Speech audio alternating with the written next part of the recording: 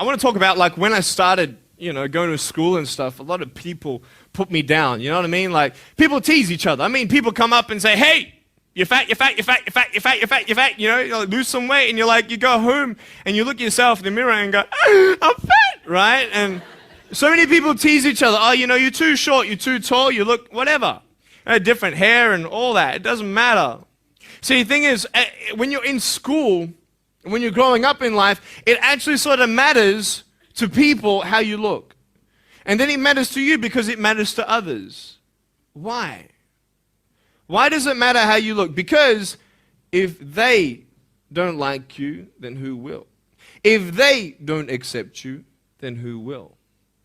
And the fear that we have is that we're going to be alone. That we're not good enough. And we have to change ourselves. And so many people put me down and say, "Nick, you look too weird and no one's really your friend and you can't do this and you can't do that." And I couldn't change anything. It's not like just fixing my hair one day and everything's fine. It's not like, just whatever. I couldn't change my circumstance. I couldn't just one day wake up and say, "Hey, give me arms and legs. I need arms and legs."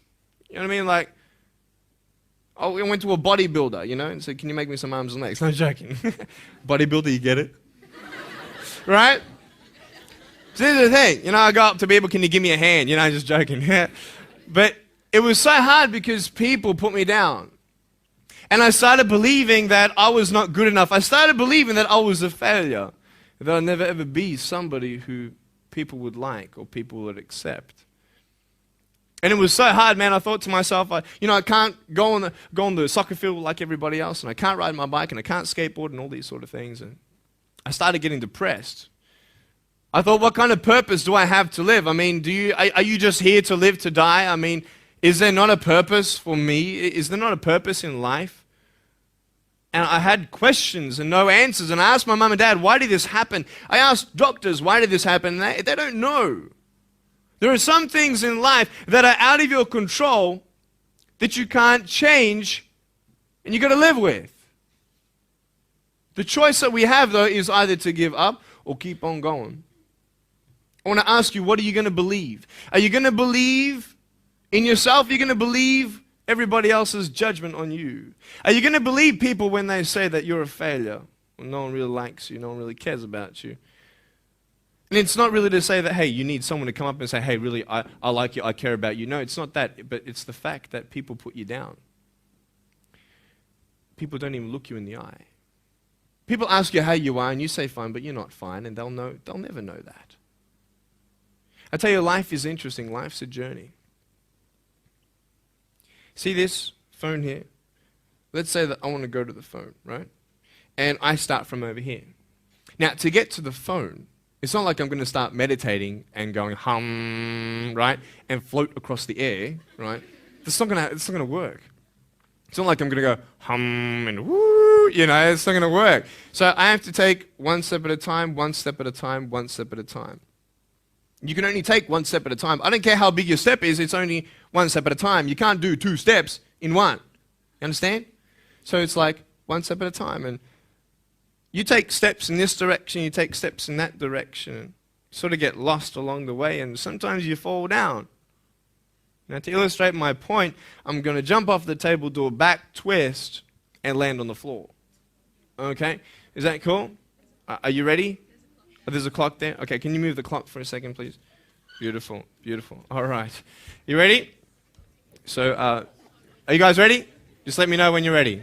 Are you ready? Okay, ready? 1, 2, I'm joking, man. Are you serious? Just put the clock back there. If I did that, I'll break my arm or something. You know what I mean? But honestly, along the way, you might fall down like this. Ready? Right? Hello! Right? So what do you do when you fall down? Get back up. Everybody knows to get back up, because if I start walking, I'm not going to get anywhere. But I tell you, there are some times in life where you fall down and you feel like you don't have the strength to get back up. You sort of put a mask on your face when you come to school and pretend that everything's okay when it's not, and you go home and lay in your bed when no one's looking at you, when you don't have to impress anybody, and you're yourself. And fear comes in. You know the fear that you have as soon as you walk into the doors of your house. Maybe there's a broken home. Maybe you have doubt in your life. Maybe you don't know for sure what's going to be happening in the future, and it scares you. Maybe you're worried about what people think of you, what people say about you. Just that fear paralyzes you. And I just want to ask you today, do you think you have hope? Because I tell you, I'm down here, face down, and I have no arms, no legs. It should be impossible for me to get back up. I mean, you go home and tie the legs and arms of your brothers and sisters and like push them down and see how long it's going to take them to get back up. You know what I mean? You know, you can tell them that you'll see them tomorrow. You know what I mean? But this is the thing. It should be impossible for me to get back up, but it's not. You see, I will try 100 times to get up, and if I fail 100 times, if I fail and I give up, do you think that I'm ever going to get up? No. But if I fail, I try again and again and again. For as long as I try, there's always that chance of getting up. Does that make sense? And it's not the end until you've given up. And just the fact that you're here should persuade you that you have another chance to get back up. There's still hope. I'm not here today to tell you that I understand your pain. I don't know how it feels to be abused. I don't know how it feels to feel, quote, fat and you've got an eating disorder. I don't know how it feels to have a broken home. I don't know how it feels. But I know how it feels to have a broken heart. And I know how it feels to be alone. And I want you to know that I found my strength in Jesus Christ, and you're going to find your strength in whatever you find it in. But I just want you to know that it's not the end. It matters how you're going to finish. Are you going to finish strong? And you will find that strength to get back up like this.